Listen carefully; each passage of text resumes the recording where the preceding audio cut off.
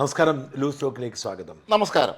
സമയം എത്രയാന്ന് കണ്ടായിരുന്നു? വളരെ വൈകിപ്പോയി, വളരെ വൈകി. അപ്പം 6 മണിക്കാണ് സാധാരണ നമ്മൾ അപ്ലോഡ് ചെയ്യേണ്ടത്. ഇന്ന് 7 മണിക്കാണ് പോയി. 7 മണിക്കാണ് നമ്മൾ അപ്ലോഡ് ചെയ്യുന്നത്. രാഘവൻ, ഇതിൻ്റെ ഒരു പ്രോബ്ലം എന്താ വെച്ചാൽ ഞാൻ ഇന്ന് ഇത്രയേറെ കഷ്ടപ്പാടും യാതന അനുഭവിച്ചാണ് ലൂസ് ടോക്ക് ചെയ്യുന്നത്. അതെ, ഈ ലൂസ് ടോക്ക് ചെയ്യാൻ വേണ്ടി മാത്രമാണ് ഞാൻ ഇന്ന് ഓടിപ്പടഞ്ഞു വരുന്നത്. എവിടെയാണ് പോയത് ഇന്ന് പകൽ? അതായത് എൻ്റെ ജീവിതത്തിൽ ഞാനിപ്പോൾ നേരിടുന്ന നമ്മൾ പലപ്പോഴും സർക്കാർ പോലീസ് കേസെടുത്തു, സർക്കാർ കേസെടുത്തു എന്നൊക്കെ പറയുമ്പോഴും നമ്മളെല്ലാവരും നമ്മുടെ പ്രേക്ഷകർ ജയിലിലായില്ലല്ലോ ഇതെല്ലാം നോക്കും. പക്ഷേ കേസിൻ്റെ ബുദ്ധിമുട്ട് അവിടെ തീരത്തില്ല. ഈ കേസുമായി ബന്ധപ്പെട്ട് നമ്മൾ കോടതികളിൽ പോയിക്കൊണ്ടിരിക്കണം. കോടതിയിൽ ഒരുപാട് കണ്ടീഷൻസ് ഉണ്ടാവും. അപ്പോൾ ഈ നിരവധി കേസുകളുണ്ട്. അപ്പോൾ ഈ കേസുകളുമായി ബന്ധപ്പെട്ട് ഒരുപാട് പോകണം. പിന്നെ എനിക്ക് തൃശ്ശൂർ കോടതിയിൽ ഒരു കേസുണ്ടായിരുന്നു. അപ്പോൾ തൃശ്ശൂർ ടൗണിലെ കോടതി കേസിന് പോകണമെന്നുണ്ടെങ്കിൽ ഞാൻ ഇന്നത്തെ 4 വീഡിയോ ചെയ്ത് വെച്ചു. എന്നിട്ട് ഞാൻ ഇന്ന് 4 മണിക്ക് ഇവിടുന്ന് ഇറങ്ങുന്നു. 4 മണിക്ക് ഞാനും നമ്മുടെ പയ്യനുണ്ട്, നമ്മൾ 3 പേരുണ്ട്. നമ്മൾ ഇവിടുന്ന് 4 മണിക്ക് പുറപ്പെട്ടിട്ട് ഞാൻ ഏകദേശം 11 മണിയായപ്പോൾ തൃശ്ശൂർ ചെന്നു. ഭയങ്കര തിരക്കായിപ്പോൾ, അറിയാമല്ലോ. അതായത് MC റോഡിൽ കൂടി വാഹനങ്ങളെ, കാരണം ദേശീയപാത ഇല്ലല്ലോ, ശബരിമല അത് പ്രശ്നം. അതുകൊണ്ട് നമ്മൾ MC റോഡും വിട്ടിട്ട് മറ്റേ പുനലൂർ മൂവാറ്റുപുഴ റോഡിലൂടെ. അങ്ങനെ നമ്മൾ ഈ മൂവാറ്റുപുഴ മുതൽ ഈ തൃശ്ശൂർ വരെ ചെല്ലുക എന്ന് പറഞ്ഞാൽ നമുക്ക് നടന്നു പോകുന്ന പോലെയാണ്. നമ്മൾ 11 മണി കഴിഞ്ഞപ്പോൾ അവിടെ ചെല്ലുമ്പോഴാണ് അറിയുന്നത് ഇന്ന് കോടതി മാറ്റിയത്. കാരണം ഈ ജഡ്ജിന് എന്തെങ്കിലും അസുഖം വന്നാൽ, മജിസ്ട്രേറ്റ് ചീഫ് ജുഡീഷ്യൽ മജിസ്ട്രേറ്റ് കോടതിയില്ല, CJMന് എന്തെങ്കിലും അസുഖം വന്നാൽ മജിസ്ട്രേറ്റ് അവർ കേസ് മാറ്റി വെക്കും. ചിലപ്പോൾ തലേ ദിവസം അവിടെ ഒട്ടിച്ചു വെക്കും, അല്ലെങ്കിൽ രാവിലെ ആയിരിക്കും വെക്കുന്നത്. എന്താ സംഭവിച്ചതെന്ന് അറിയത്തില്ല. എൻ്റെ വക്കീൽ എന്നോട് പറയുന്നത്, ഞാൻ അവിടെ ചെന്ന് 11 മണിയായപ്പോഴാണ് വക്കീൽ വിളിച്ച് പറയുന്നത് കേസ് അറിഞ്ഞില്ലായിരുന്നു. എന്തുകൊണ്ട് അറിഞ്ഞില്ലെന്ന് അറിയത്തില്ല. 11 മണിയായപ്പോഴാണ് കേസ് മാറ്റി വെച്ചത്. അപ്പം ഞാൻ സത്യം പറഞ്ഞാൽ ഇതിനൊരു മാറ്റം ഉണ്ടാവണം. അതായത് ഒരു കോടതിക്ക് അവധിയാണെങ്കിൽ കക്ഷികളെ, അവരുടെ ഡീറ്റെയിൽസ് അവിടെ ഉണ്ടല്ലോ, കക്ഷികളെ ഇന്നത്തെ ആധുനിക സാങ്കേതിക വിദ്യ വെച്ച് നമ്മൾ ഇത്രയും കാലം മാറിയിട്ട് ലോകത്തിന് മുഴുവൻ ടെക്നോളജി കൊടുക്കുന്ന നമ്മളാണ്. ഇന്നും മാറ്റി വെച്ച കേസ് ആലോചിക്കുക. ഞാൻ 6 മണിക്കൂർ 6.5 മണിക്കൂർ, അതായത് 7 മണിക്കൂറോളം നമ്മൾ വണ്ടി ഓടിച്ച് അവിടെ ചെല്ലും, മടുത്തു പോകും. നമ്മൾ തിരിച്ചു വിട്ടു. അവിടുന്ന് 11 മണി കഴിയുമ്പോൾ വിട്ടതാണ്. 11 മണി കഴിഞ്ഞപ്പോഴത്തേക്കും 11 എന്ന് പറഞ്ഞു കഴിഞ്ഞാൽ ഭക്ഷണം കഴിക്കാൻ പോലും നിൽക്കാതെ പോകുന്നത് കൊണ്ട് ഇപ്പം ഈ സമയത്ത് 6:30 ഇവിടെ എത്തി. അതായത് ഒരു രാവിലെ 4 മണി മുതൽ രാത്രി 6:30 വരെ തുടർച്ചയായിട്ട് ഡ്രൈവ് ചെയ്യുക. എന്തുകൊണ്ടാണ് ഈ ഒരു കേസ് ഡെവലപ്പ് ചെയ്തിട്ട് ചില സർക്കാർ ഓഫീസുകളിൽ നമ്മൾ അപേക്ഷ കൈകൊണ്ട് എഴുതി കൊടുത്ത് സ്വീകരിക്കുന്നുണ്ട്. ഒന്ന് അപ്ഡേറ്റ് ചെയ്താൽ മതിയല്ലോ കേസിൻ്റെ അവസ്ഥ. ഇന്നത്തെ അപ്ഡേറ്റ് ചെയ്ത് മാറ്റി വെച്ചു. എനിക്കറിയത്തില്ല ഇത്ര ഈ ലോകത്തിനെല്ലാം ഈ വിമാനം ഓടാനുള്ള ടെക്നോളജി കൊടുക്കുന്ന നമ്മളാണ്. ഞാൻ നേരെ സ്റ്റുഡിയോയിലോട് ഓടിപ്പോരുവാ. ഓടി വന്നിട്ട് സമയം പോയതനുസരിച്ച് ഞാൻ ഓടി വരുവാണ്. എന്തായാലും വളരെ ഇങ്ങനെ ഒരുപാട് യാത്രയുണ്ട്. പക്ഷെ ഞാൻ യാത്ര പൊതുവെ പ്ലാൻ ചെയ്ത് നിർത്തും. ഈ ലൂസ് ടോക്ക് മാത്രം അങ്ങനെ മുടങ്ങാറുണ്ട്. ഇന്ന് എനിക്ക് ഈ പുതിയ ചാനലാണ് മുടക്കാൻ താല്പര്യമില്ല. അതുകൊണ്ട് പ്രേക്ഷകർ ക്ഷമിക്കണം ഇത്ര വൈകിയതിന്. പക്ഷെ അവതരിപ്പിക്കാൻ കഴിഞ്ഞു. രാജ്മോഹൻ പറയും ഇന്നത്തെ ഒരു വിഷയം ഞാൻ കണ്ടിട്ടില്ല. അടിസ്ഥാനപരമായി ഇന്നത്തെ ഏറ്റവും വലിയ വിഷയം എന്ന് പറഞ്ഞാൽ രാഹുൽ മാങ്കൂട്ടത്തിൻ്റെ ജാമ്യം നിഷേധിക്കപ്പെട്ട തിരുവല്ല മജിസ്ട്രേറ്റ് കോടതി എന്നുള്ളത് തന്നെയാണ്. നമുക്കത് വിശദമായി ചർച്ച ചെയ്യേണ്ടതുണ്ട്. അതിന് മുമ്പ് ഒരു കാര്യം കൂടി ചർച്ച ചെയ്യേണ്ടതുണ്ട്. ഇന്ന് പലരും കണ്ടൊരു വാർത്തയാണ്. ഈ CPM ഗൃഹസന്ദർശനത്തിനായി പോവുകയാണല്ലോ പാർട്ടി പ്രവർത്തകർ. അത് സംബന്ധിച്ച ചില മാർഗനിർദ്ദേശങ്ങൾ, ക്യാപ്സ്യൂൾ, അതായത് വീടുകളിൽ ചെല്ലുമ്പോൾ എന്ത് ചെയ്യണം, ശ്രദ്ധിക്കേണ്ട കാര്യം. അത് ക്യാപ്സ്യൂളാണ്. പെണ്ണുങ്ങളോട് മിണ്ടരുന്നുണ്ടോ? ഇല്ല, അങ്ങനെയില്ല. വളരെ രസകരമാണ്. നിങ്ങൾ ഒരു വീട്ടിൽ ചെല്ലുമ്പോൾ വെറുതെ വെളിയിറങ്ങി നിൽക്കരുത്. നിങ്ങൾ അകത്ത് കയറി ചെല്ലണം. ചെന്ന് അവിടെ ഇരിക്കണം. അവർ കയറ്റുമോ എന്നുള്ള രണ്ടാമത്തെ കാര്യം. അവിടെ ചെന്ന് ഇരിക്കണം. CPMകാരാന്ന് കേൾക്കുമ്പോൾ അതാണ് വിഷയം. അവിടെ ഇരുന്ന് അവിടെ ഇരുന്ന് കേൾക്കണം. അവരുടെ വ്യക്തമായി സംസാരിക്കുക. സർക്കാരിൻ്റെ നയ പരിപാടികൾ, കേന്ദ്ര വിരുദ്ധ പ്രശ്നങ്ങൾ എല്ലാം പറയുക. ഒരു കാര്യം നിങ്ങൾ ശ്രദ്ധിക്കുക, നിങ്ങൾ അങ്ങേയറ്റം ക്ഷമ പാലിക്കണം. ഒരു പ്രധാന കണ്ടീഷനാണ് ക്ഷമ കാണിക്കണം. അപ്പോൾ അവർ പ്രകോപിതരാകാം. പിന്നെ അവർ സംസാരിച്ചുകൊണ്ട് നിൽക്കുമ്പോൾ ഇടയ്ക്കേറെ സംസാരിക്കരുത്. അപ്പോൾ അവർ സംസാരിക്കട്ടെ. അവർ സംസാരിച്ച് തീർന്നതിന് ശേഷം മതി. സ്വാഭാവികമായി അവർ ചോദിക്കാൻ സാധ്യതയുള്ളൊരു ചോദ്യം, ശബരിമല സ്വർണ്ണക്കൊള്ളയെ ബന്ധപ്പെട്ട് എന്തായാലും ചോദ്യം ചോദിക്കും. സോണിയാഗാന്ധി അപ്പോൾ അത് സംബന്ധിച്ച് നമ്മളെ ക്യാപ്സുകളുണ്ടല്ലോ, എല്ലാ ക്യാപ്സുകളും പറയുക. അപ്പോൾ അവർ സ്വാഭാവികമായിട്ടും ചോദിക്കും, ഈ പത്മകുമാറിൻ്റെ പേരിൽ നിങ്ങൾ നടപടി എടുത്തില്ലല്ലോ, അതെന്താണ് കാര്യമെന്ന് വീട്ടുകാർ ചോദിച്ചാൽ പറയേണ്ടത്, പത്മകുമാറിനെ ഞങ്ങൾ പദവി ഏൽപ്പിക്കുന്ന കാലത്തും അദ്ദേഹം ഇരുന്ന പദവിയിലൊക്കെ ഇരുന്ന കാലത്തുമൊക്കെ തന്നെ ഞങ്ങൾ കരുതിയിരുന്നത് അദ്ദേഹം വളരെ ഭംഗിയായി അത് കൊണ്ടുപോകുന്നുണ്ട് എന്ന് തന്നെയാണ്. പക്ഷേ അദ്ദേഹം വഴിയേറ്റ് പോയിരിക്കുന്നു. പക്ഷേ അദ്ദേഹത്തിൻ്റെ പേര് കുറ്റക്കാരാണ് തെളിയുന്ന നിമിഷം ഉചിതമായ സമയത്ത് ഉചിതമായ നടപടി നമ്മൾ എടുക്കും എന്ന് അവരോട് പറയണം. അപ്പം ഈ കുറ്റക്കാരനാൻ തെളിഞ്ഞിട്ടാണോ ഇനി എത്ര കാലം എടുക്കും? അല്ല, ഈ കുറ്റക്കാരനാൻ തെളിഞ്ഞിട്ടാണോ രാഹുൽ മാങ്കൂട്ടത്തെ പിടിച്ച് ജയിലിലിട്ടത് അധിക്ഷേപിക്കൊണ്ടിരിക്കുന്നത്? വളരെ വിചിത്രമായ കാര്യങ്ങളാണ് ഇത്. എനിക്ക് തോന്നിയിട്ടുള്ളത് ഇത് ഈ സാധാരണ താഴെത്തട്ടുള്ള അണികളായിരിക്കുമല്ലോ ഈ വീടുകളിൽ ചെല്ലേണ്ടത്. ഈ ചെല്ലുമ്പോൾ അവസ്ഥ നല്ല. ഇതിൻ്റെ പ്രോബ്ലം എന്താ വെച്ചാൽ ഈ സാധാരണ ഒരു ബ്രാഞ്ച് കമ്മിറ്റിയിലെ ആളുകളാണ് വീട്ടിൽ ചെല്ലുന്നതെങ്കിൽ ഈ പറയുന്ന ഇവരുടെ ഈ ഫോർമാലിറ്റിയുടെ ആവശ്യമൊന്നുമില്ല. നഗരത്തിൽ വേണമായിരിക്കും, അതിൻ്റെ നേതാക്കൾ പോകണം. സാധാരണക്കാർ ഇപ്പോൾ എൻ്റെ നാട്ടിലെ ബ്രാഞ്ച് സെക്രട്ടറി എന്ന് പറയുന്നത് അല്ലെങ്കിൽ ലോക്കൽ സെക്രട്ടറി എന്ന് പറയുന്നത് നമുക്കറിയാവുന്നതാണ്. ഈ ബ്രാഞ്ച് സെക്രട്ടറി ലോക്കൽ സെക്രട്ടറി എൻ്റെ വീട്ടിൽ വരാറുണ്ട് ഇപ്പോഴും. CPM-ന്റെ ഈ ഫണ്ട് ശേഖരണം ഉണ്ടല്ലോ, അത് ഞാൻ CPM-നെ എത്ര ആഞ്ഞടിച്ചുകൊണ്ടിരിക്കുമ്പോഴും പാർട്ടിയുടെ ലോക്കൽ സെക്രട്ടറി നേതൃത്വത്തിൽ എന്നെ കാണാൻ മുക്കൂടുതൽ ലോക്കൽ കമ്മിറ്റി സെക്രട്ടറി ആണെന്ന് പറഞ്ഞു. ഞാൻ എടകടത്തി എന്ന് പറയുന്ന സ്ഥലത്താണ്. അതുപോലെ അവിടുത്തെ ലോക്കൽ ബ്രാഞ്ച് സെക്രട്ടറിയായിട്ട് എൻ്റെ വളരെ അടുത്ത സുഹൃത്താണ്. അവർ വരാറുണ്ട്, അവർ ഫണ്ട് ചോദിക്കാൻ നമ്മൾ കൊടുക്കാറുണ്ട്. അവരോട് നമ്മൾ നേരത്തെ പറയാറുണ്ട് ഈ കാര്യങ്ങൾ. അവർ നമ്മുടെ അപരിചിതരൊന്നും അല്ല. അതാണ് എൻ്റെ പ്രധാനപ്പെട്ട കാര്യം. നമ്മളവിടെ നല്ല ഓടിക്കാനുള്ള സാധ്യത കുറവാണ്. കാരണം പ്രാദേശിക തലങ്ങളിലുള്ളവർ വരുമ്പോൾ നമ്മളെന്തിനാ അതേപോലെ പരിഭവിക്കും, നമ്മൾ കുറച്ച് കുറ്റമൊക്കെ പറയും. നമ്മൾക്ക് കുറച്ചുകൂടെ സ്ട്രോങ് ആയിട്ട് പറയാം. സാധാരണഗതിക്ക് ഇവർ മനസ്സിലാക്കാതെ പോകുന്ന കാര്യം എന്ന് വെച്ചാൽ ഇപ്പം ഈ പാർട്ടിയെ ന്യായീകരിക്കാൻ വയ്യാത്ത സമയത്ത് ഇവന്മാർ നമ്മുടെ അടുത്തൊന്ന് മാറി നടക്കുകയോ ചെയ്യുന്നത്. ഇപ്പം ഇവരെന്നെ ഒന്നും പറയേണ്ട കാര്യം, എൻ്റെ പൊന്നു ഷാജ പാർട്ടി പറഞ്ഞു വീട് കയറാൻ വന്നു, നിങ്ങൾ എന്താണ് പറഞ്ഞു എന്നേ പറയൂ. അതേ നടക്കുള്ളൂ. നിങ്ങൾ എന്താണ് പറഞ്ഞു, എന്നാ ചെയ്യാനാ. മാത്രമല്ല ഈ വരുന്ന പാവപ്പെട്ട ആളുകൾക്ക് ഗോവിന്ദ മാഷിന്റെ ഭാഷയിൽ സൈദ്ധാന്തികമായിട്ട് ഉത്തരം അറിയത്തില്ല. അവർക്ക് സൈദ്ധാന്തിക ഭാഷ ഞാൻ സംസാരിച്ച അടികൂടെ കിട്ടും. മാത്രമല്ല വീട്ടന്മാരിറങ്ങിയവരില്ലേ വെളിച്ചെണ്ണയുടെ വില, അതല്ലെങ്കിൽ ഓരോ സാധനത്തിന്റെ വിലക്കയറ്റവും ഇവിടെ സാധാരണക്കാരനെ ബാധിക്കുന്ന 100 കൂട്ടം പ്രശ്നങ്ങൾ വേറെ വരും. ഈ മുസ്ലിം വീടുകളിൽ കയറാനാ പറ്റത്തില്ല കേട്ടോ. വെള്ളാപ്പള്ളിയുടെ കാര്യത്തിൽ പറ്റി എന്ത് മറുപടി പറയും? ഈ പത്മകുമാറിന്റെ കാര്യത്തിൽ എന്തേലും പറഞ്ഞേക്കാം. വെള്ളാപ്പള്ളിയുടെ കാര്യത്തിൽ എന്ത് മറുപടി പറയും? AK ബാലൻ സഖാവ് പറഞ്ഞ ഈമാനുള്ള സഖാവ് പറഞ്ഞ കാര്യങ്ങളാണ് എന്നെ പറയാൻ പറ്റും. എനിവേ ഈ മാനദണ്ഡം ഇവർക്ക് രാഹുൽ മാങ്കൂട്ടത്തിന്റെ കാര്യത്തിൽ ഇല്ല എന്നുള്ളതാണ്. എന്താണ് രാഹുലിന്റെ കാര്യത്തിൽ ഇന്ന് സംഭവിച്ചത് പറയൂ. രാഹുൽ മാങ്കൂട്ടത്തിന്റെ ജാമ്യം നിഷേധിക്കായിരുന്നു മജിസ്ട്രേറ്റ് കോടതി. ഇത് ഉഭയകക്ഷി സമ്മതപ്രകാരമുള്ള ലൈംഗിക ബന്ധമല്ല, ബലാത്സംഗം തന്നെയാണ് എന്നാണ് കോടതി പറഞ്ഞത് എന്ന് പറഞ്ഞെന്ന് ചാനലുകൾ പറയുന്നു. അല്ലേ? അതെ. ഞാൻ ഇങ്ങോട്ട് വന്ന വഴിക്ക് എൻ്റെ മൊബൈലിലെടുത്ത് നോക്കുമായിരുന്നു. അപ്പം രാഹുലിന് തിരിച്ചടി, കോടതി പറഞ്ഞത് ബലാത്സംഗം അങ്ങനെ. ഞാൻ എൻ്റെ രാജ്മോഹൻ അപ്പം തന്നെ ഞാൻ ചെയ്തത് എന്താണെന്നറിയാമോ? ഞാൻ നേരെ ശാസ്ത്രമംഗൽ അജിത് കുമാറിനെ വിളിച്ചു, അദ്ദേഹം അവരുടെ വക്കീല്. ഞാൻ അദ്ദേഹത്തോട് ചോദിച്ചു, എൻ്റെ പൊന്നു ഷാജ ഇവിടുത്തെ ചാനലുകൾ എന്താണ് പറഞ്ഞത് നിങ്ങൾക്ക് അറിയാമല്ലോ, ഞാൻ ആ സ്ഥാനത്തിലോർത്തും വായിച്ചിട്ടില്ല, ഇത് ഞാൻ നിങ്ങൾക്ക് അങ്ങോട്ട് ഇട്ട് തരാം എന്ന് പറഞ്ഞ് എനിക്ക് കോടതി ഉത്തരവിൻ്റെ കോപ്പി തന്നു. ഞാൻ ആ കോടതി ഉത്തരവ് ആദ്യം മുതൽ അവസാനം വരെ വായിച്ചു. നമ്മുടെ ചാനലുകൾ ഏതെല്ലാം തരത്തിലേക്ക് പോകുന്നു എന്നതിൻ്റെ തെളിവാണ് ഈ കോടതി. രാജ്മോഹൻ ഈ പറഞ്ഞു പോകുന്നത് ശരിയല്ല. നിങ്ങൾ 2 കാര്യങ്ങൾ മനസ്സിലാക്കുക. ഇന്നലെ ഇതിനോടനുബന്ധിച്ച് പറയുന്ന 2 കാര്യങ്ങൾ കൂടി പറഞ്ഞു പോകണം. ഒന്നാമത്തേത്, രഞ്ജിത പുളിക്കൽ എന്ന് പറയുന്ന വനിതാ കോൺഗ്രസ് പ്രവർത്തകരെ പോലീസ് ഇന്നലെ അറസ്റ്റ് ചെയ്തു. എന്നിട്ട് എന്ത് സംഭവിച്ചു? അവരെ രാത്രി വീട്ടിൽ കൊണ്ടുവന്നു, മജിസ്ട്രേറ്റിന്റെ വീട്ടിൽ കൊണ്ടുവന്നു. മജിസ്ട്രേറ്റ് പറഞ്ഞു നിങ്ങൾ വീട്ടിൽ കൊണ്ടുപോകുന്നത് നാളെ കൊണ്ടുവന്നാൽ മതി എന്ന് പറഞ്ഞു. കൊണ്ടുവെക്കാൻ പറഞ്ഞു മജിസ്ട്രേറ്റ്. ആലോചിച്ച് നോക്കിയേ, അവരെ റിമാൻഡ് ചെയ്യാനാണെങ്കിൽ അങ്ങനെ പറഞ്ഞു കൊടുക്കുമോ? അപ്പം പോലീസ് നിശബ്ദരാക്കാൻ വേണ്ടി നടത്തുന്ന ശ്രമമാണെന്ന് അറിഞ്ഞുകൊണ്ടാണ്. ഫെനിയുടെ കാര്യത്തിൽ അല്ല, കേൾക്കൂ. എന്നിട്ട് എന്ത് സംഭവിച്ചു? ഇത് എവിടെയെങ്കിലും വാർത്ത വന്നോ? ഏതെങ്കിലും ചാനൽ രഞ്ജിത പുളിക്കനെ തിരിച്ചു? അതേസമയം ഈ പയ്യനെ പറഞ്ഞ രാഹുൽ മാങ്കൂട്ടത്തിന്റെ കാര്യത്തിലാണ് അപ്പോൾ തന്നെ അത് തിരിച്ചടി, മറ്റത് ബലാത്സംഗം നീണ്ടു നിൽക്കുന്നു പറഞ്ഞ് അടിക്കും. മറ്റൊരു വന്നില്ല. ഇനി ഫെനിയുടെ കാര്യത്തിൽ എന്ത് സംഭവിച്ചു? ഫെനിയുടെ കാര്യത്തിൽ ഹൈക്കോടതി പറഞ്ഞല്ലോ ഇത്തരം കേസുകൾ എങ്ങനെയാണെന്ന്. ഹൈക്കോടതിയിൽ അവൻ ഇന്നലെ തന്നെ പോകുന്നു. വാസ്തവത്തിൽ ഇവനെ പൊക്കാൻ വേണ്ടിയിരിക്കുമായിരുന്നു വരെ. ഹൈക്കോടതി അവൻ ഇന്നലെ തന്നെ കേസ്, പിന്നെ ഞാൻ രാത്രി FIR ഇടുന്നു. ഇന്നലെ രാവിലെ തന്നെ അവൻ ഫയൽ ചെയ്യുന്നു. ഇന്നലെ വൈകുന്നേരം കേസ് കോടതി എടുക്കുന്നു. ഹൈക്കോടതി ചോദിച്ചു, ഈ പോസ്റ്റുകളുടെ പേരിലാണോ നിങ്ങൾ കേസെടുക്കാൻ പോകുന്നത്? ചോദ്യമാണ്. ഇതിന്റെ അകത്ത് ഈ 3 കുറ്റകൃത്യവും നിലനിൽക്കുന്നതായി എനിക്ക് തോന്നുന്നില്ല. എന്നിപ്പോ ഹൈക്കോടതി തന്നെ പറഞ്ഞു, ഇതിന്റെ പേരിലായിരിക്കണമെന്നില്ല, വേറെ കാണുമായിരിക്കും, അതുകൊണ്ട് പ്രോസിക്യൂട്ടറെ വേറെ വല്ലതും കൊണ്ടുപോകാം എന്ന് പറഞ്ഞ് ഡേറ്റ് കൊടുത്തു. ഏതെങ്കിലും ചാനലിൽ വാർത്ത വന്നോ? ഇല്ല. അതേസമയം തിരിച്ച് ഈ ഫെനി നൈനാന് മറ്റേ അവൻ്റെ ഈ ജാമ്യാപേക്ഷ തള്ളിക്കളഞ്ഞായിരുന്നെങ്കിൽ കണ്ടം വഴി ഓടിച്ചു, നാണം കെട്ട് കുനിഞ്ഞുകൂടി അഴിക്കുള്ളിലേക്ക്.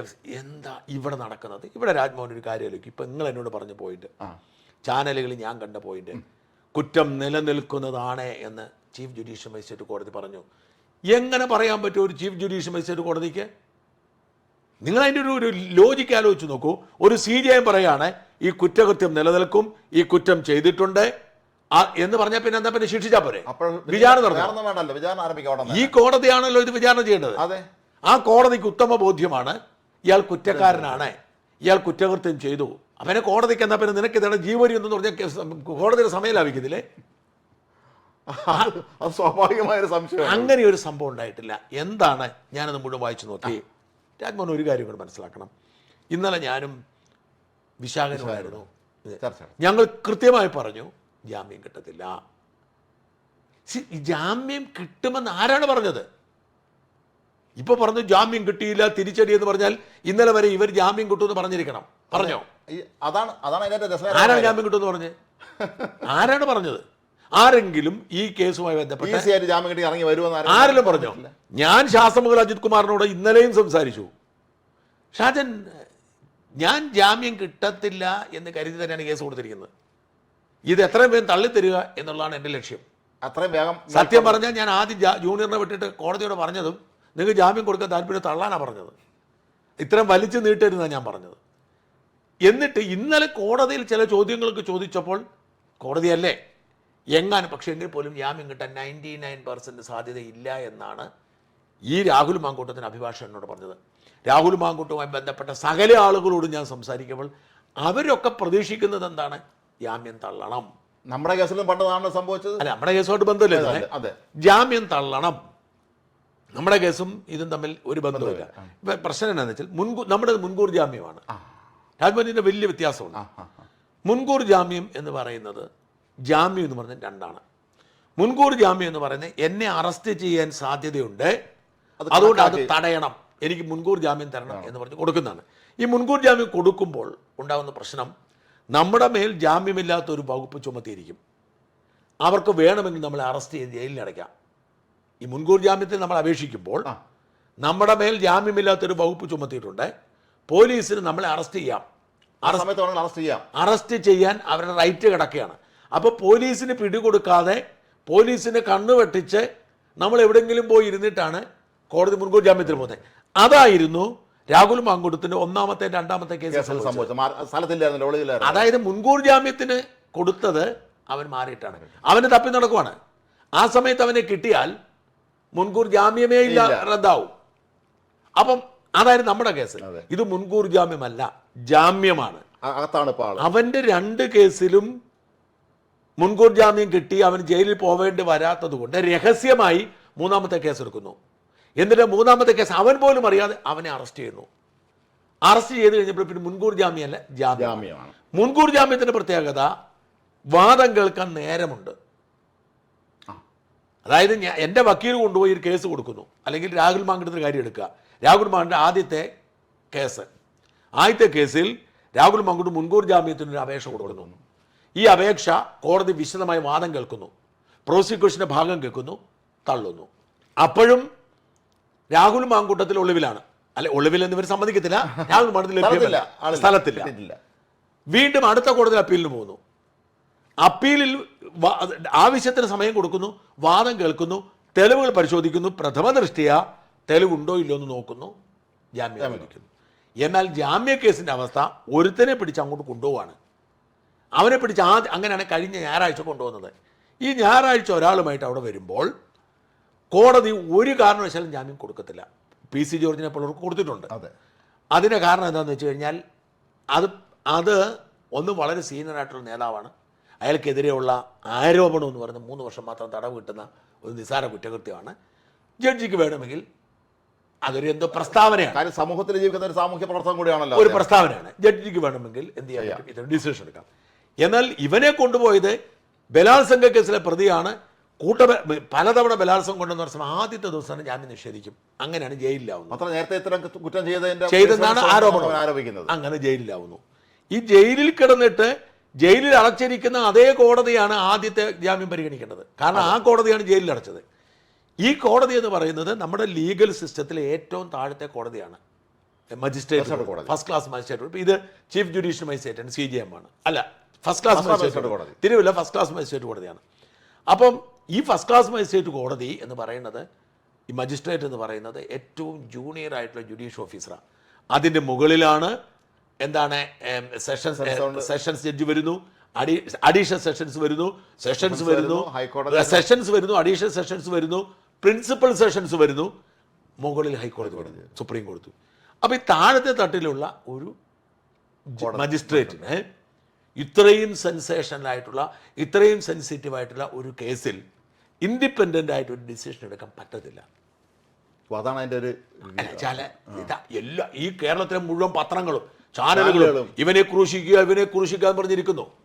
അപ്പം ഇത് താങ്ങാനുള്ള ഒരു ഒരു ഒരു ലീഗൽ എക്സ്പെർട്ടൈസോ എക്സ്പീരിയൻസോ താഴത്തെ കോടതിക്കില്ല.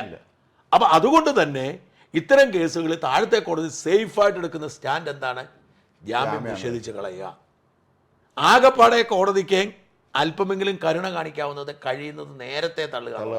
ഇതധികം വൈകിച്ചില്ല. വേണമെങ്കിൽ ഈ കോടതിക്ക് ഈ ജാമ്യാപേക്ഷ കേട്ടിട്ട് കുറച്ചുകൂടി നോട്ടീസ് കൊടുത്ത് കോടതിയുടെ അപേക്ഷ ഒരിക്കൽ കൂടി വാദം കേട്ടെ ഒരു ദിവസം എടുത്തിട്ടുള്ളൂ, ആ കോടതി ഒരു ദിവസം എടുത്തിട്ടുള്ളൂ. അപ്പോൾ ഇങ്ങനെയേ സംഭവിക്കൂ എന്ന് നിയമത്തെക്കുറിച്ച് അടിസ്ഥാന ജ്ഞാനമുള്ളവർക്കൊക്കെ അറിയാം. അതാണ് സംഭവിച്ചത്. അടിസ്ഥാന ജ്ഞാനം ഇവിടുത്തെ ചാനലുകാർക്ക് ഇല്ലാത്തത് കൊണ്ടാണ് രാഹുലിന് തിരിച്ചടി തിരിച്ചടി തിരിച്ചടി എന്ന് പറയുന്നത്. എങ്ങനെയെങ്കിലും ഒന്ന് തള്ളിക്കിട്ടാൻ ഞാൻ ഇന്ന് മക്കളോട് സംസാരിച്ചു. സ്വാഭാവികമാണ്, നമുക്ക് നിയമം അറിയാന്നുള്ള എല്ലാവർക്കും അറിയാന്നുള്ള ഇന്ന് രാവിലെ ഞാൻ 10 മണിയായപ്പോൾ വിളിച്ചു.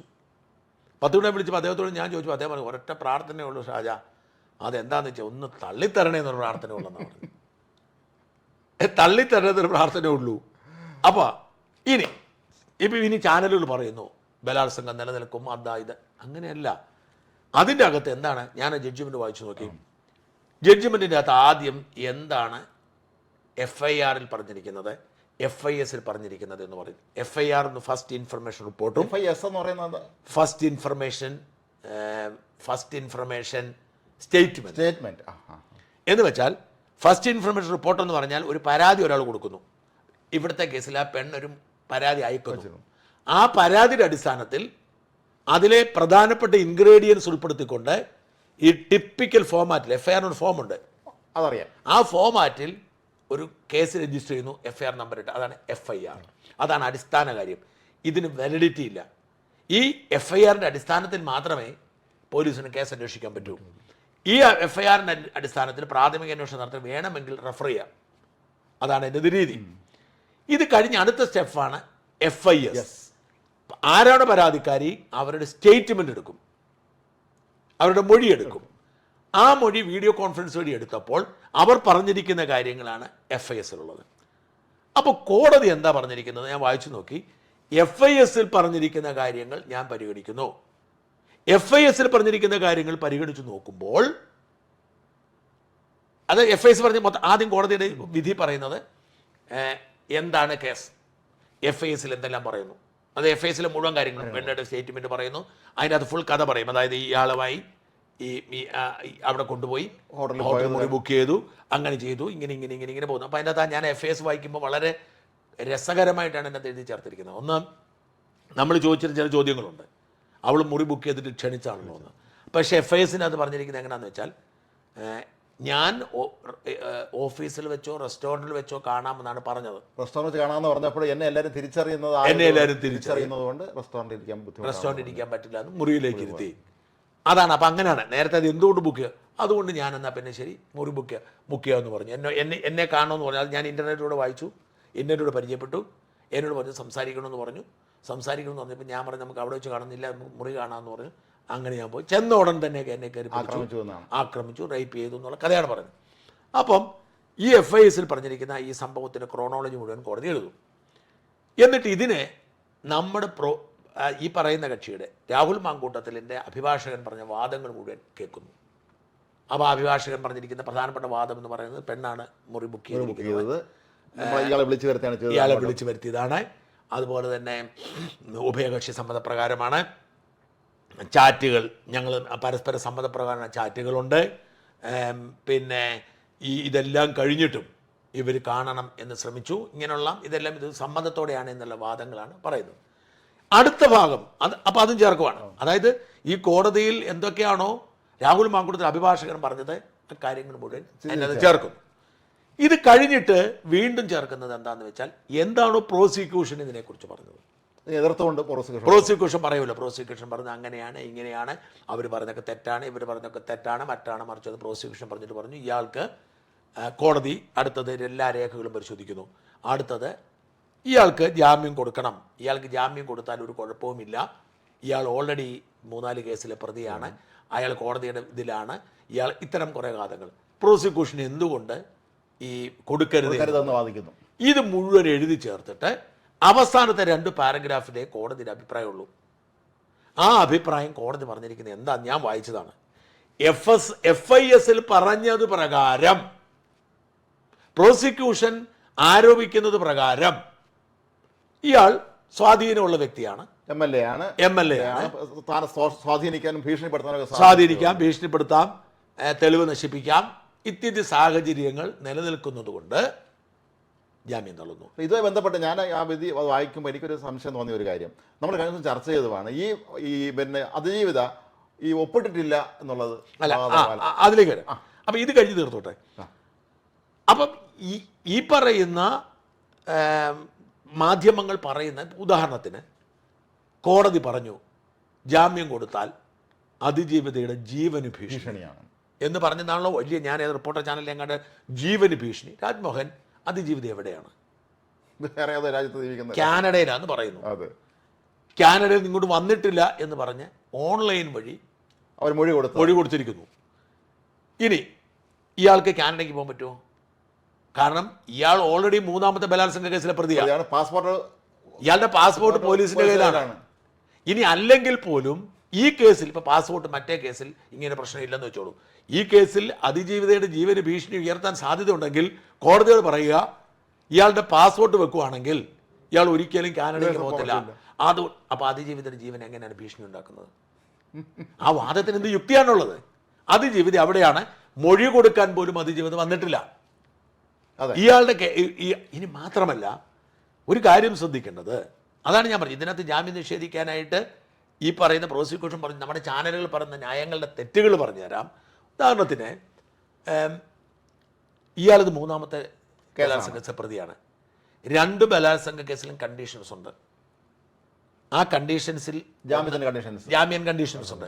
ആ ജാമ്യത്തിന്റെ കണ്ടീഷൻസിൽ ഒന്ന് എന്ന് പറയുന്നത് ഈ പറയുന്ന എല്ലായിടത്തും അതിജീവിതയെ അപമാനിക്കരുത്, ഭയപ്പെടുത്തരുത്, ഭീഷണിപ്പെടുത്തരുത്, ഈ പിന്നെ എന്താണ് പോലീസ് സ്റ്റേഷനിൽ ഒപ്പുവയ്ക്കണം, പോലീസുകാരെപ്പം വിളിച്ചാലും പോകണം, ഇതാണുള്ള അവസ്ഥ.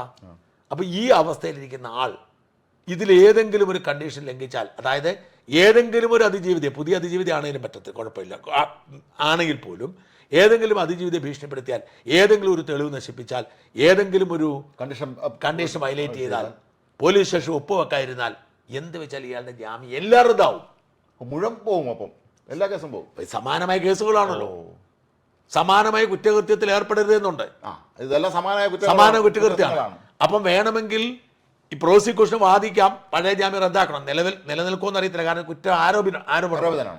അപ്പോൾ ഇങ്ങനെയുള്ള ഒരാൾക്ക് ജാമ്യം കൊടുത്ത് എന്ത് സംഭവിക്കും?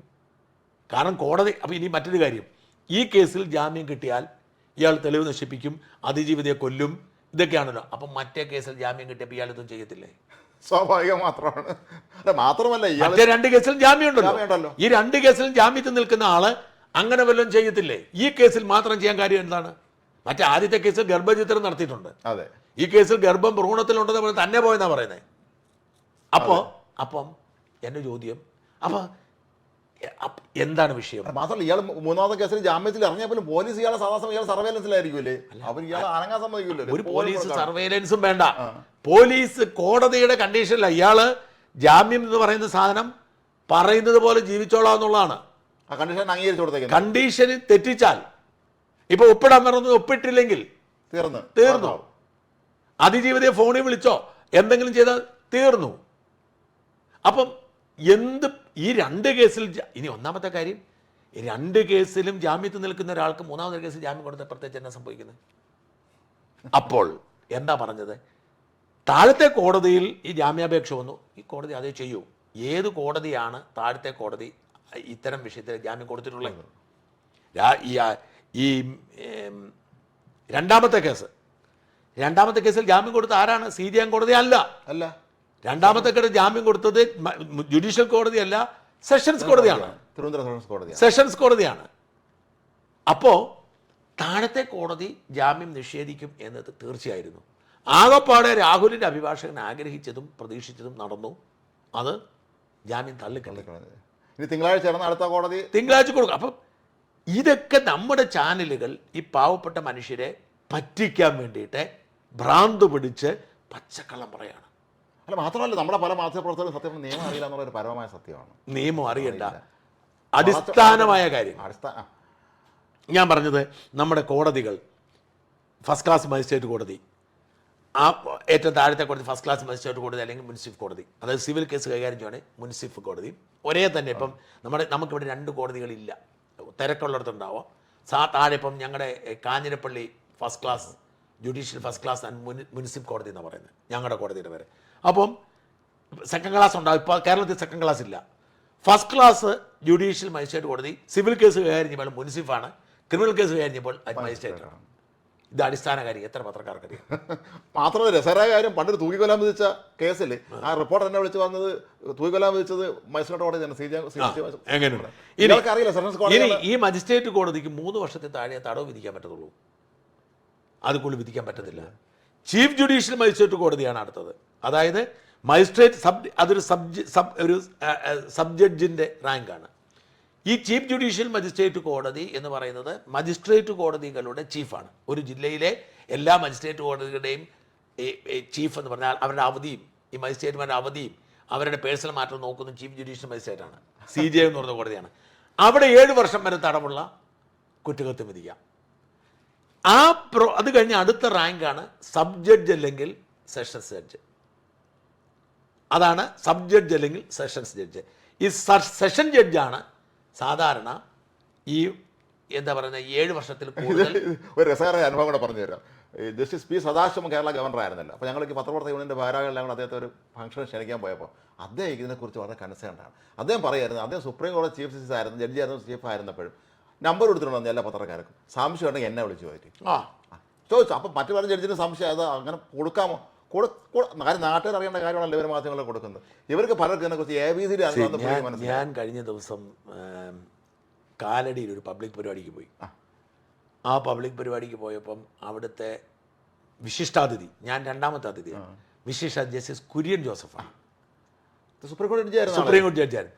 പക്ഷെ അവിടുത്തെ അദ്ദേഹത്തെ സ്വാഗതം ചെയ്ത ആൾ പറയുന്നത് സുപ്രീം കോടതി ചീഫ് ജസ്റ്റിസ് എന്നാണ്. അയ്യോ, നമുക്ക് ഇതിനെക്കുറിച്ചൊന്നും കൃത്യമായ ധാരണ സമൂഹത്തിനില്ല. ഈ അറിവില്ലായ്മ ജഡ്ജിമാർ ജസ്റ്റിസ് എന്ന് എപ്പോഴും വിശേഷിപ്പിക്കുന്ന ഉണ്ട്. ജഡ്ജാണ്, മറ്റേത് മജിസ്ട്രേറ്റാണ്. അപ്പൊ ഈ അറിവില്ലായ്മ പത്രക്കാരിലേക്ക് പടരുകയും അവർ ഇത് വലിച്ചു കിടും. മുമ്പ് ചോദിച്ചൊരു ചോദ്യം, മറ്റ് സാങ്കേതിക പ്രശ്നം. ഈ സാങ്കേതിക പ്രശ്നങ്ങൾ അദ്ദേഹം ഉയർത്തിയിരുന്നു. ഈ സാങ്കേതിക പ്രശ്നങ്ങൾക്കുള്ള വിഷയം എന്താ പറയുക, ഈ സാങ്കേതിക പ്രശ്നങ്ങൾ നിയമത്തിൽ എഴുതി വെച്ചിട്ടുണ്ടെങ്കിലും ഒരു കേസിൻ്റെ സിവിയറിറ്റി അനുസരിച്ച്, തീവ്രത അനുസരിച്ച് സുപ്രീം കോടതി ഇതിനൊക്കെ കാലാകാലങ്ങളിൽ ചില ഇളവുകൾ, ചില ഇൻ്റർപ്രിട്ടേഷൻസ് കൊടുക്കുന്നുണ്ട്, വ്യാഖ്യാനം കൊടുക്കും. അത് ബാധകമാണ്. എഴുതി വച്ചിരിക്കുന്ന ഏത് നിയമത്തിനും സുപ്രീം കോടതി ഒരു ഇൻ്റർപ്രിട്ടേഷൻ കൊടുത്തിട്ടുണ്ടെങ്കിൽ ആ ഇൻ്റർപ്രിട്ടേഷൻ ബാധകമാണ്. അപ്പം ചില കേസുകളിൽ ചില പ്രത്യേക സാഹചര്യത്തിൽ സുപ്രീം കോടതി പറഞ്ഞിട്ടുണ്ട് ഇത് നിങ്ങൾ ഈ പറഞ്ഞ എല്ലാം അതേപടിയൊന്നും ചെയ്യാൻ പറ്റത്തില്ല. അതായിരിക്കാം ഇവിടെ ഒപ്പിട്ടിട്ടില്ല എന്നുള്ള കാര്യം. അതെ, പക്ഷെ ഒരു കാര്യം ബോധ്യമായി, ഇന്നേ വരെ ആ അതിജീവിത കേരളത്തിൽ വന്ന സ്റ്റേറ്റ്മെന്റ് കൊടുത്തിട്ടില്ല. അപ്പോൾ ഇവർ പറയുന്നു എംബസിയിൽ ഇരുത്തിക്കൊണ്ടാണ് ഞങ്ങളെടുത്ത് അതിന് ലീഗൽ ഡോക്യുമെന്റ് ഉണ്ട്, അതുകൊണ്ട് ആ ഒപ്പ് ഞങ്ങൾ ഇലക്ട്രോണിക്, അത് സുപ്രീം കോടതി തീരുമാനിക്കേണ്ട കാര്യമാണ്, താഴത്തെ കോടതിക്ക് തീരുമാനിക്കാൻ പറ്റും. പക്ഷേ എങ്കിൽ പോലും ഒരു പ്രശ്നമുണ്ട്.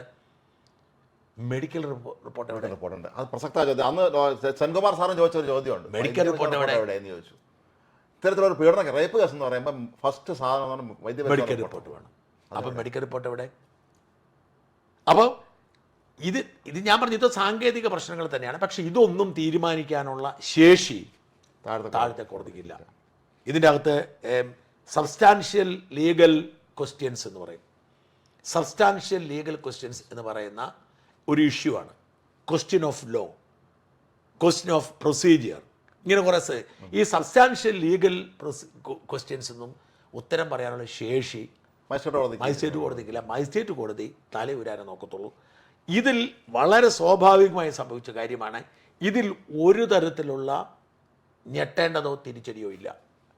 അതേസമയം സെഷൻസ് കോടതിയിൽ ഇതൊക്കെ സംഭവിച്ചു കഴിഞ്ഞാൽ വലിയ വാർത്തയാണ് അല്ലെ? ഹൈക്കോടതി ഹൈക്കോടതിയിലേക്ക്, കാരണം സെഷൻസ് കോടതിയിൽ കിട്ടിയില്ലെങ്കിൽ അത് തിരിച്ചടിയാണ്. നമ്മളൊരു കേസിൽ വരുമ്പോൾ ഇതിൻ്റെ ഒരു കുറച്ചെങ്കിലും, കാരണം സെഷൻസ് കോടതി എന്ന് പറഞ്ഞത് കുറേ കാലത്തെ എക്സ്പീരിയൻസ് ഉള്ള ഒരു ജഡ്ജാണ്. അപ്പം ഈ മാത്രമല്ല ട്രയൽ കോർട്ടാണ് ഈ സെഷൻസ് കോടതി, ട്രയൽ കോർട്ടാണ്.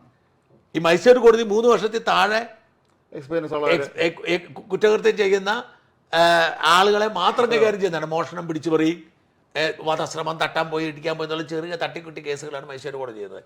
ഒരു മർഡർ കേസടക്കം, റേപ്പ് കേസടക്കം ട്രയൽ ചെയ്യുന്ന ഒരു സെഷൻസ് കോടതിക്ക് ഇതിനെല്ലാം അറിയാം. ഈ കോടതിയുടെ മുമ്പിൽ എത്രയോ റേപ്പ് കേസുകൾ വന്നു കാണും. ഈ റേപ്പ് കേസുകളിൽ ഇതേ കോടതി തന്നെ വിധിച്ചിട്ടുള്ള പല വിധികളിലും എത്രയോ തിരുത്തലുകൾ സുപ്രീം കോടതി, ഹൈക്കോടതി വരുത്തി കാണും. അപ്പം ഇതെല്ലാം പരിഗണിച്ചുകൊണ്ട് ഒരു കൃത്യമായി തീരുമാനമെടുക്കാൻ പോകുന്നത് സെഷൻസ് കോടതിയാണ്.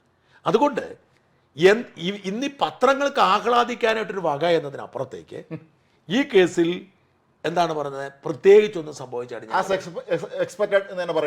ഞാൻ അങ്ങനെ പ്രതീക്ഷിച്ചത്. അതായത് ഇതിനകത്ത് ഇനിയാണ് സംഭവിക്കേണ്ടത്. അതായത് ഇനി സെഷൻസ് കോടതി തിങ്കളാഴ്ച കൊടുക്കും.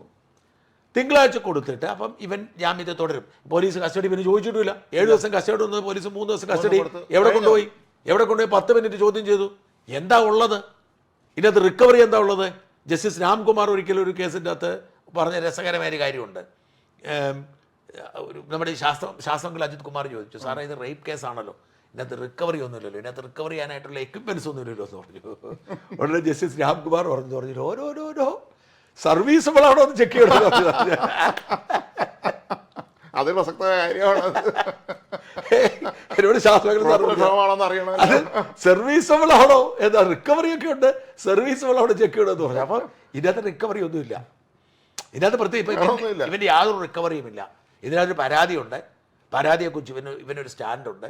ഇത് കൺസെന്റോടെ ആണോ ഇല്ലയോ എന്നുള്ള ഇവൻ പറഞ്ഞിരിക്കുന്നത്. അപ്പോൾ ഇതുകൊണ്ട് കൊടുത്ത് സെഷൻസ് കോടതി പരിഗണിച്ച് എന്ന് സെഷൻസ് ഈ കാര്യം ഉടനെ തീരുമാനം ഉണ്ടാക്കുന്നത്, ഇവൻ ജയിൽവാസം നീളും. അതാണ് അവർക്ക് ആവശ്യവും. ജയിൽവാസം നീളും. കാരണം 14 ദിവസത്തേക്ക് റിമാൻഡ് ചെയ്തിട്ടുണ്ട്. എന്തായാലും 14 ദിവസം കിടക്കേണ്ട. അതായത് ഇപ്പം ഒരാഴ്ച ആവുകയാണ്, ഒരാഴ്ചയാവും. ഈ ഒരാഴ്ച കൊണ്ട് സെഷൻസ് കോടതി തീരുമാനം എടുക്കുന്ന നിർബന്ധമില്ല. കാരണം സെഷൻസ് കോടതി തിങ്കളാഴ്ച കേസ് എടുക്കുന്നു. അപ്പോൾ പ്രോസിക്യൂഷൻ പരമാവധി സമയം നീട്ടി ചോദിക്കും, രേഖ വേണം, ഇത് വേണം. അങ്ങനെ ഈ സെഷൻസ് കോടതി ഈ ആഴ്ച തന്നെ വെച്ചാൽ പോലും നീട്ടിപ്പോകും. അങ്ങനെ 1-2 ആഴ്ച വരെ നീണ്ടെന്ന് വരാം. പക്ഷേ സെഷൻസ് കോടതിയിൽ ഇത് ഇവന് ജാമ്യം കിട്ടുമെന്നാണ് എൻ്റെ പ്രതീക്ഷ. പക്ഷെ അങ്ങനെ പറയാനും പറ്റത്തില്ല. കാരണം ജഡ്ജാണ് തീരുമാനിക്കേണ്ടത്, നമ്മളല്ല. ഇനി അത് കഴിഞ്ഞ പിന്നെ ഹൈക്കോടതിയുടെ ഓപ്ഷനുണ്ട്. പക്ഷെ ഒരു കാര്യം തീർച്ചയാണ്, ഇപ്പോൾ ഈ പുറത്തു വന്നിരിക്കുന്ന വിവരങ്ങളുടെ അടിസ്ഥാനത്തിൽ ഇവൻ എന്താണ് കുറ്റക്കാരനാണ്, കേസ് നിലനിൽക്കുന്നൊക്കെ പറഞ്ഞ പച്ചക്കള്ളമാണ്. പ്രിയപ്പെട്ട പ്രേക്ഷകർ മനസ്സിലാക്കുക, ചാനലുകൾ ഭ്രാന്ത് പിടിച്ച് പറഞ്ഞുകൊണ്ടിരിക്കുന്നതാണ്. അത്തരമൊരു പശ്ചാത്തലം ഇവിടെ ഇല്ല. ഇവിടെ സംഭവിച്ചിരിക്കുന്ന കാര്യങ്ങൾ അതിസ്വാഭാവികമായി സംഭവിച്ചിരിക്കുന്നതാണ്. ഇങ്ങനെ മാത്രമേ സംഭവിക്കുമായിരുന്നു. രാഹുൽ മാങ്കൂട്ടത്തിൽ പോലും പ്രതീക്ഷിച്ചിട്ടില്ല ജാമ്യം കിട്ടുമെന്ന്. എന്ന് മാത്രമല്ല, ഈ കേസിനെ ഇത് പത്രങ്ങൾക്കൊരു നിർവൃതിക്ക് വേണ്ടി അവർ മറുഭാഗം പറയാൻ ആഗ്രഹിക്കാത്തതുകൊണ്ട് സംഭവിക്കുന്നതാണ്. രാഹുൽ മാങ്കൂട്ടത്തിന് ജയിൽവാസം 1-2 ആഴ്ച കൂടി നീണ്ടുപോയെന്ന് വരാം. ഭാഗ്യമുണ്ടെങ്കിൽ അടുത്ത ആഴ്ച ഒടുവാകുമ്പോഴത്തേക്കും, അടുത്ത വെള്ളിയാഴ്ച ശനിയാഴ്ച ആകുമ്പോഴത്തേക്കും തീരുമാനം ഉണ്ടാവും. ഭാഗ്യമില്ലെങ്കിൽ വീണ്ടും 1-2 ആഴ്ചയ്ക്ക് നീളാം. അവിടെ തള്ളിയാൽ ഹൈക്കോടതി പോയാൽ ഹൈക്കോടതി ഒരു പക്ഷേങ്കിൽ അതും സമയമെടുക്കും. കാരണം ഈ സ്റ്റേയുടെ ഓപ്ഷൻസ് ഒന്നുമില്ലല്ലോ. എന്തായാലും മാധ്യമങ്ങളുടെ ഒരു ആവേശമാണ്. അതിനപ്പുറത്തേക്ക് ഒരു മെറിറ്റും തൽക്കാലം ഈ കേസിലില്ല. കാത്തിരിക്കാം എന്താണ് സംഭവിക്കുന്നത്. ചാനലുകൾ ഇങ്ങനെയാണ് എന്ന് മാത്രം തിരിച്ചറിയുക. നമസ്കാരം.